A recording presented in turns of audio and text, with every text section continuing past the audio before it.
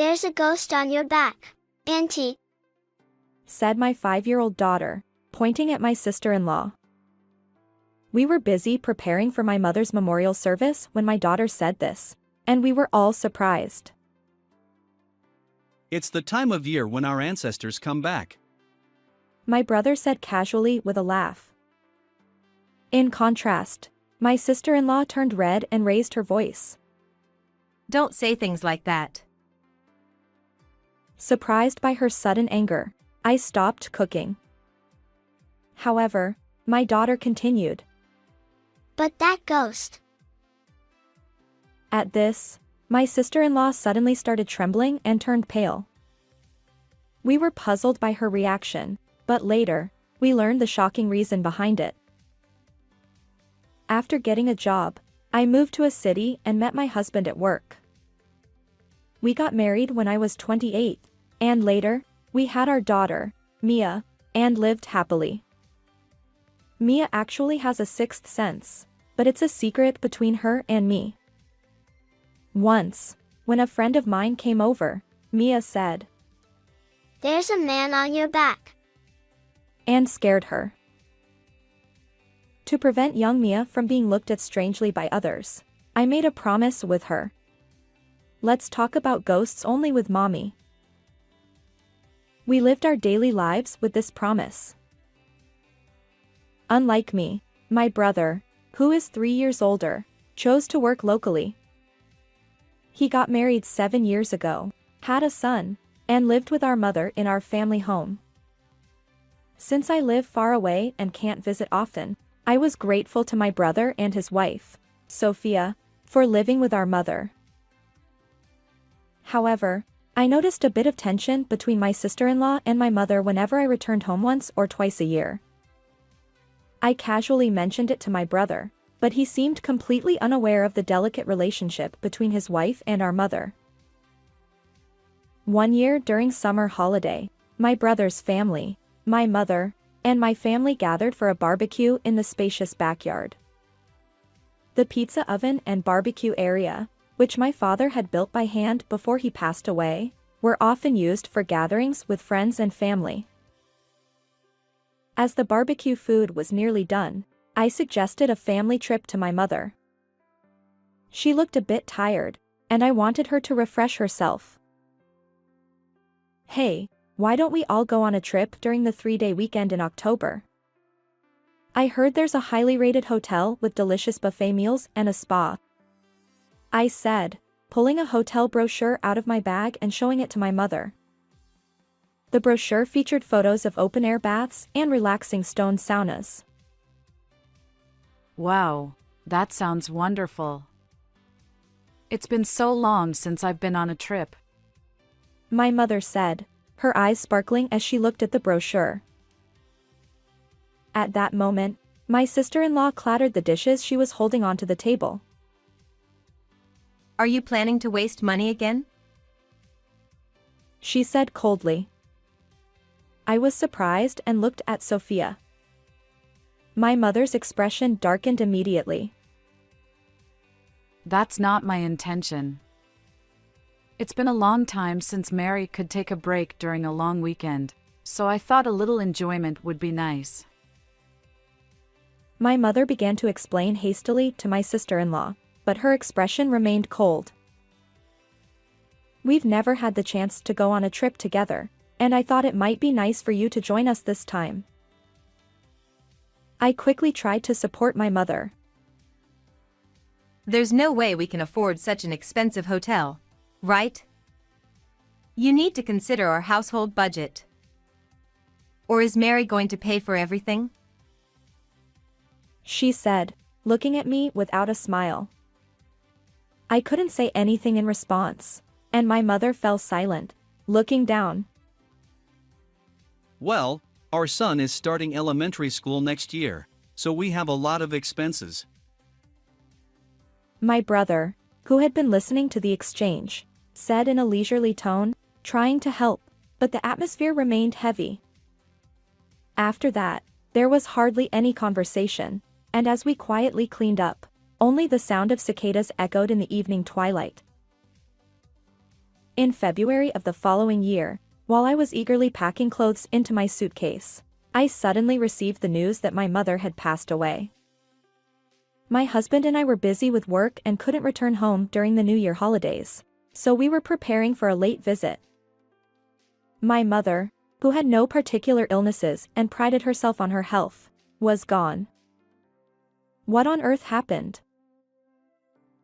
In my shock and sorrow, I immediately contacted my brother and learned that she had drowned in the bath.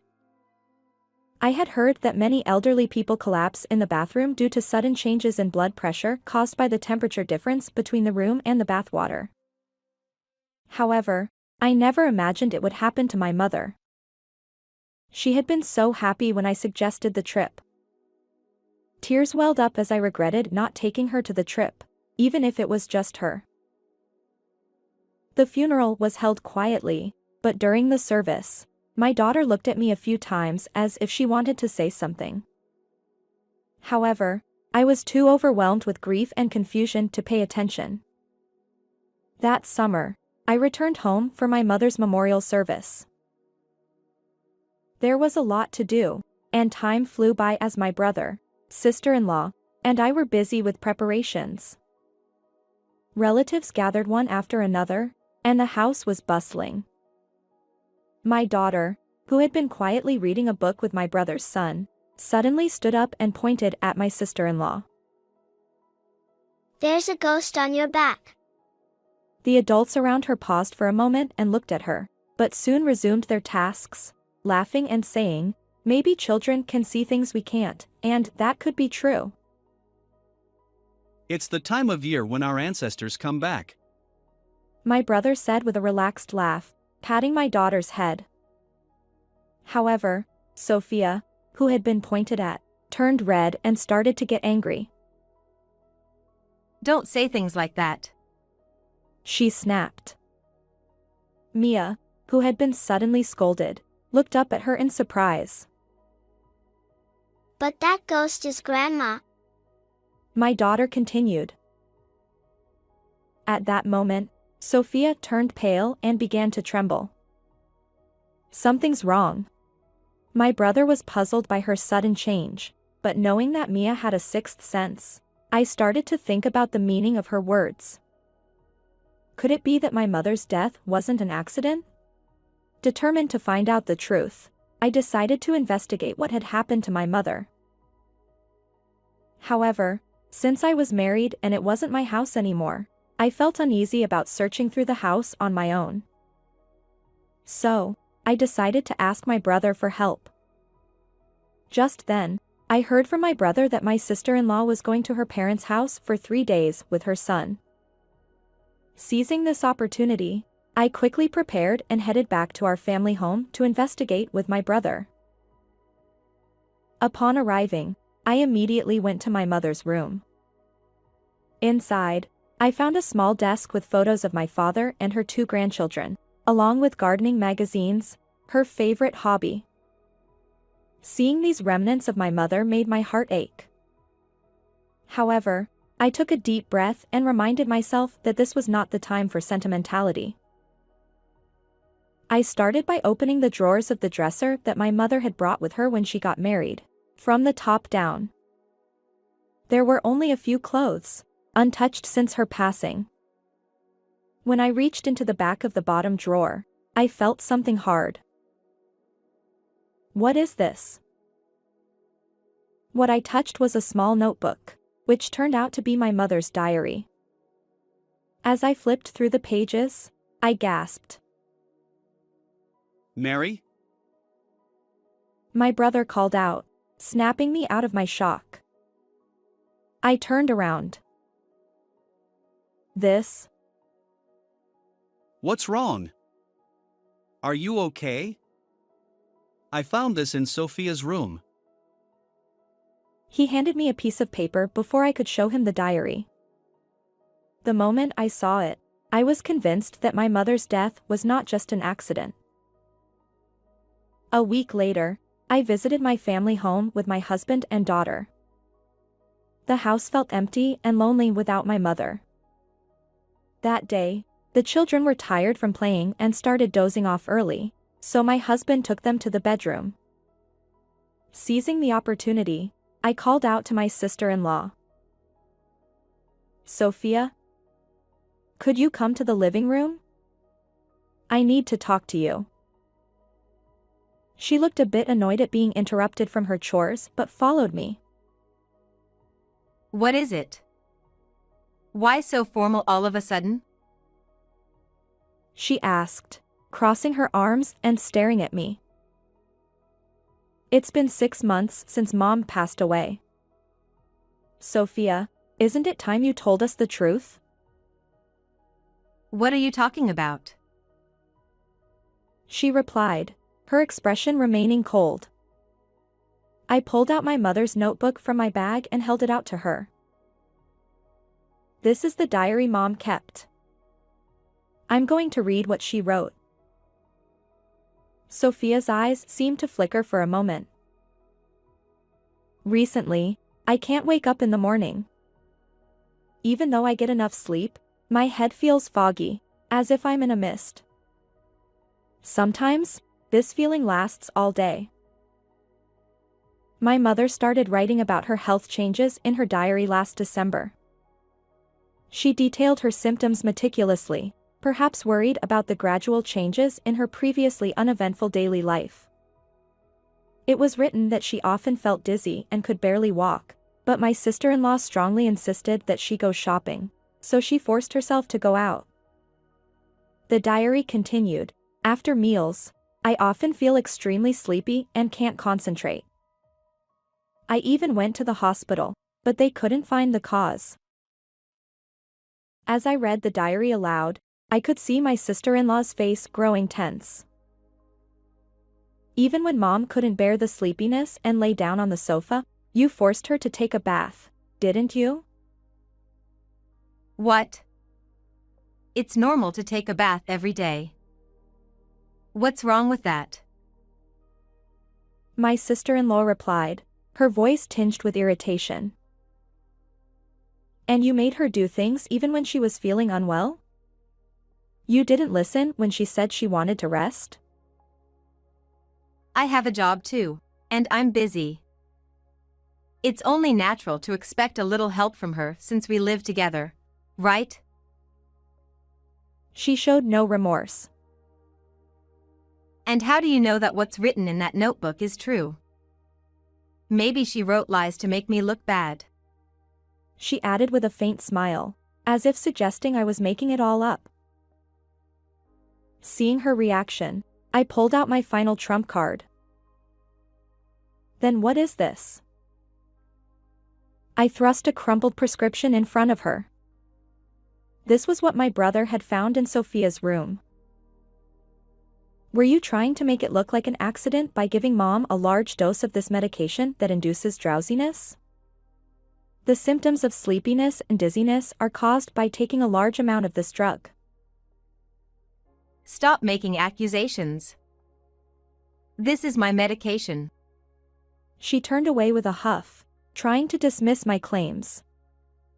Just as my anger was about to reach its peak, the door suddenly opened with a clatter, and we all turned to look. Standing there was my daughter, who was supposed to be in the bedroom. Grandma on your back is angry. She pointed at Sophia just like she did during the memorial service. Sophia turned pale instantly. Stop it. There's no such thing. Sophia snapped. But she said it during the memorial service too. She said you killed her. My daughter retorted, undeterred by Sophia's outburst. What Mia is saying is true. I kept quiet to avoid scaring anyone, but my daughter can see spirits, I said, rushing to Mia and placing a hand on her shoulder with a smile. Thank you. Grandma is surely grateful that you had the courage to tell us, I said, encouraging my daughter to return to the bedroom. She nodded and I closed the door. Sophia muttered to herself. That can't be. But Why did you harm my mom? it wasn't me. She snapped, glaring at me. At this point, my brother, who had been silent until now, spoke up. I want you to tell the truth. If we test mom's blood, we can see if it matches the medication from that prescription. How are you going to get blood from someone who's already been cremated? Are you stupid? She scoffed. She laughed dismissively, but in reality, blood had been taken from my mother's body to investigate the cause of her death. Hearing this, Sophia realized she couldn't escape and confessed. I've had enough of this rural life. No stylish shops, no cafes. I'm fed up. I wanted to sell this house and use the money to move back to the city, She said, avoiding our eyes. Finally, she admitted. I wanted her to leave as much of her assets as possible. That's all there is to it. She said with a defiant expression. I was stunned by her words. So you took mom's life? You took a family member's life for something like that? My brother asked. My brother's voice, red with anger, trembled with rage, but she remained unfazed by his words. I thought this house and the large garden would fetch a good price if sold. But she said she never wanted to leave this place until she died, so I had no other choice. Knowing how much my mother cherished this house, I couldn't believe my sister-in-law's cold words. This house is filled with not just our memories but also our parents' love. Don't talk about selling it so easily. You need to face your crime and reflect on it. I reached for the phone to call the police. Seeing my actions, Sophia's face turned pale, and she suddenly changed her attitude, clinging to me. Wait, don't call the police. In this rural area, rumors will spread quickly. Please, don't do this. She pleaded. But I shook off her hand and looked at her sharply. I will never forgive you for taking my mom's life for your own greed. Realizing the gravity of her actions, she finally slumped in defeat. She stood motionless, even as the sound of police sirens approached. She was taken away by the police and later confessed to her crime, spending a long time behind bars. My brother divorced Sophia and received a lump sum of $150,000 from her property settlement, which included alimony and child support for their son. He said he wants to create new memories with his child in the house our parents left us. 3 months have passed since then, and today is the monthly anniversary of my mother's death. I sat on the porch of our family home, watching my daughter and my brother's son play with a ball in the yard. Hey, we're ready to go to the grave. My brother called from the parking lot. The 2 kids cheerfully replied, "Okay," and we all got into the car and headed to the cemetery where my mother rests. When we arrived at the grave, my daughter said, I think I heard someone's voice. looking around curiously. It might be Grandma. Mia nodded and smiled happily. At that moment, an unseasonably gentle and warm breeze brushed my cheek. It felt just like the warmth of my mother that I remembered from my childhood. How did you like this story? Don't forget to subscribe to the channel. See you in the next video.